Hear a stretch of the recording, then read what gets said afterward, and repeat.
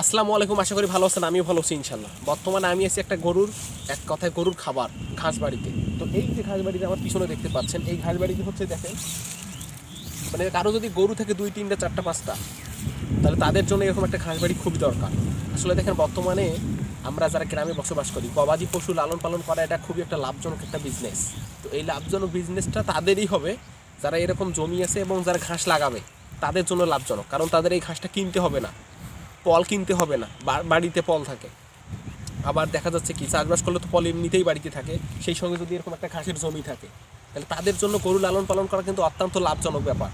আর যাদের ঘাস কেনা লাগে, পল কেনা লাগে, গুঁড়া ভুসি কেনা লাগে, তাদের জন্য কিন্তু অতটা লাভজনক না। তো আমি মনে করবো গ্রামগঞ্জে যারা থাকেন তারা বাসার আশেপাশে যদি কোনো পট্টি জায়গা থাকে, এরকম ঘাস লাগাবেন, দেখবেন যে আপনার গরু লালন পালন করে অনেক উপকৃত হবেন। তো যাই হোক, যদি আপনাদের